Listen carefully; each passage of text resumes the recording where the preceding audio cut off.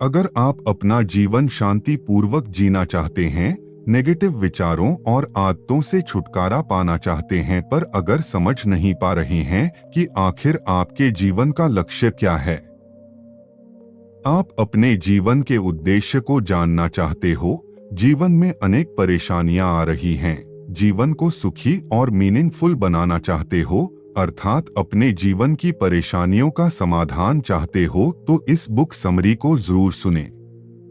Think like a monk के लेखक जय शेट्टी ने अपने जीवन अनुभव से प्राप्त ज्ञान को इस किताब में मार्गदर्शन के रूप में लिखा है, जो मनुष्य को एक सफल और खुशहाल जीवन बनाने में सहायक हैं। इस बुक में लेखक ने जीवन से जुड़ी बातों को अनेक रूप से समझाया है और कहा है कि सोच सन्यासी की तरह होनी चाहिए, जिसके लिए यह जरूरी नहीं कि सन्यासी बना जाए, बस सन्यासी की तरह सोचकर सारी परेशानियों से छुटकारा पाया जा सकता है।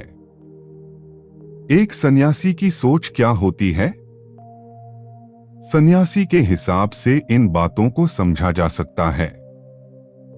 समस्या की जड़ पर फोकस करना चाहिए, जागरूक और सचेत रहना चाहिए, दूसरों की देखभाल करने वाली सोच होनी चाहिए, दयालु होना चाहिए, सहायता करने वाला बनना चाहिए।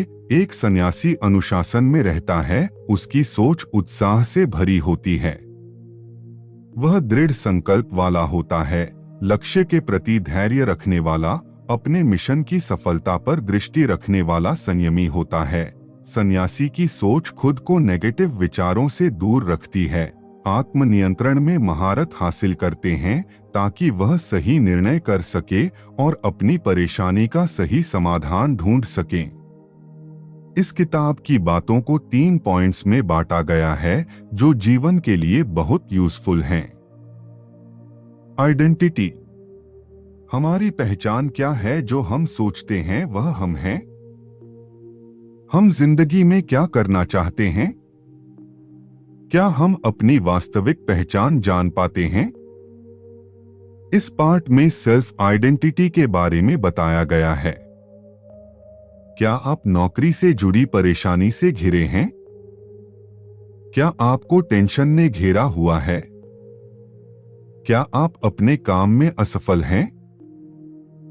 जब हम छोटे थे तो ना तो कोई चिंता, परेशानी, टेंशन, डिप्रेशन था, बस स्वच्छंद पंछी की तरह जीते थे, खुश रहते थे, खेलते कूदते एनर्जेटिक रहते थे। लेकिन जैसे जैसे बड़े होते गए स्थिति बदलने लगी, धूल भरी तस्वीरें सामने आने लगी। हम एम्बिशियस होते गए, सोसाइटी में रहते हुए नेगेटिव सोच से घिर गए, बड़ी बड़ी आशाएं होने लगी, पैसे की चिंता सताने लगी, अपने अपीयरेंस के बारे में ज्यादा सोचने लगे। जिस प्रकार आईने में धूल जमी हो तो चेहरा साफ नहीं दिखता, उसी प्रकार अपनी इस धूल को हटाकर ही अपनी आइडेंटिटी जान पाएंगे। अपनी पहचान हो जाने पर कुछ चीजों को छोड़ना ही सुखी जीवन के लिए बेहतर है और कुछ चीजों को अपनाना अच्छा होता है। हायर वैल्यूज को अपनाना एक उद्देश्य और मीनिंगफुल लाइफ देते हैं, वहीं lower values depression, anxiety, sadness देते हैं। यह सब चिंताएं एक धूल की तरह है जो हमारे सामने जमती जाती हैं। पैसे, अपीयरेंस से खुशी नहीं मिलती। एक अमीर आदमी अगर रोगी है, उसका कोई परिवार नहीं है, तो क्या वह खुश रह पाएगा? वहीं अगर एक गरीब व्यक्ति अपने परिवार के साथ अच्छा समय बिताता है, बीमार नहीं है, वह अमीर व्यक्ति से ज्यादा खुश होगा। लोग क्या कहेंगे अगर बिजनेस असफल हो गया, नौकरी नहीं मिली, इन सब का डर मन के मैल की तरह है जिसे साफ करना जरूरी है।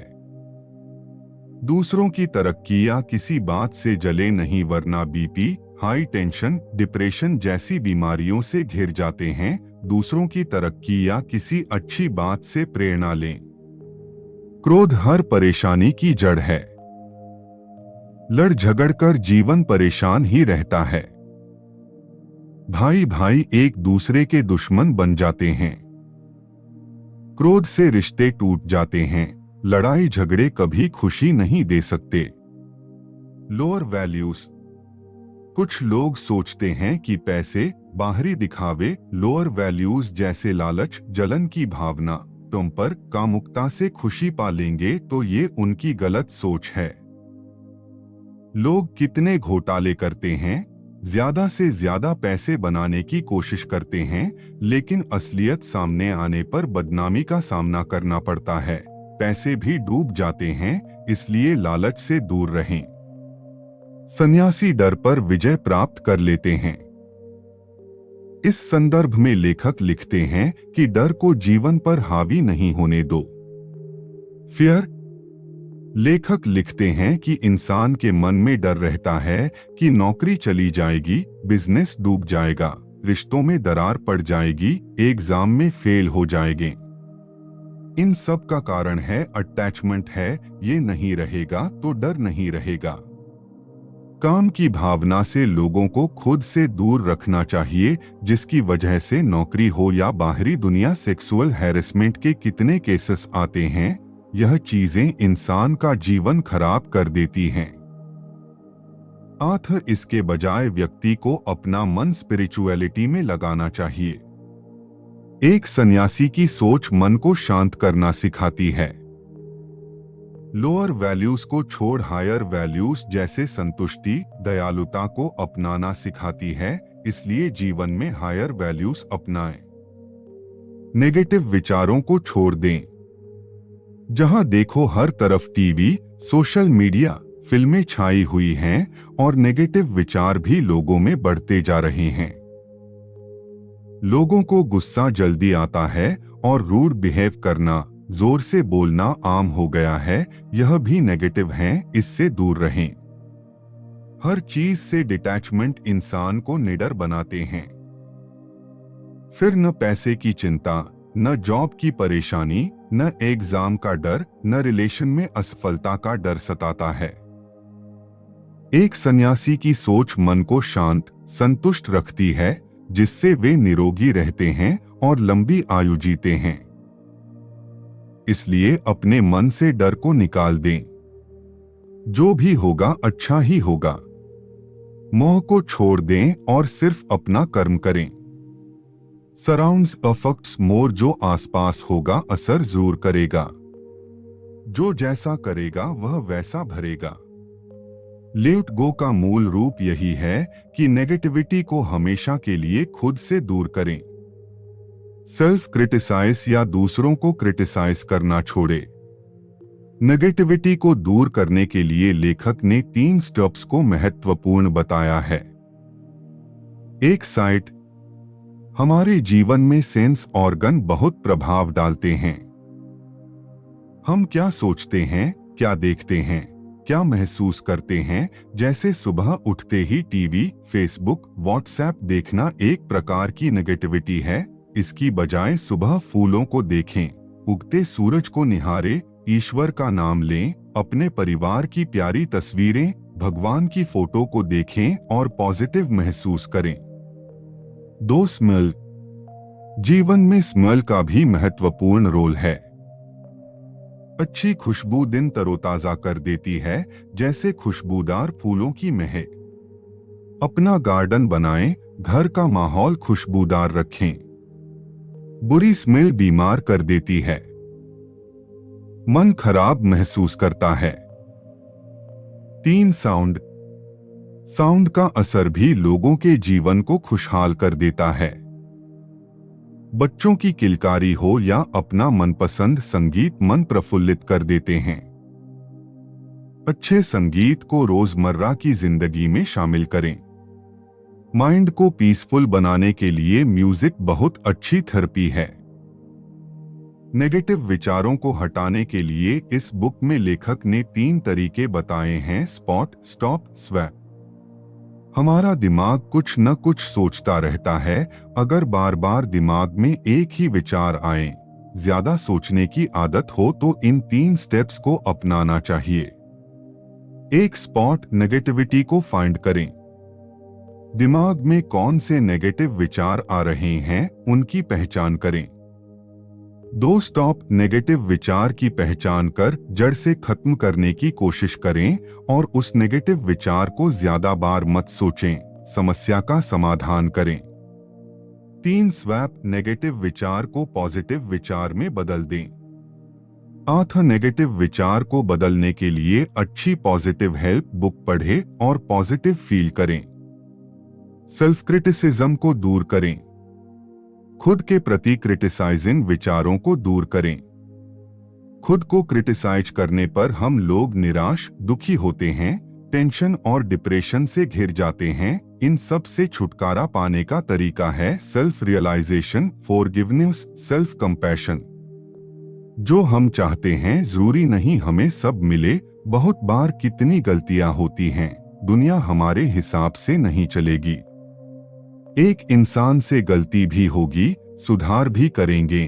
खुद को माफ करें और खुद से प्यार करें। अपने लिए दयालु बने, अच्छी पुस्तकें पढ़ें और अपना ज्ञान बढ़ाएं। Part 2 grow. किताब के इस पार्ट में नेगेटिविटी को दूर कर सेल्फ मेंटालिटी और स्पिरिचुअल ग्रोथ को बढ़ाने के तरीके बताए गए हैं।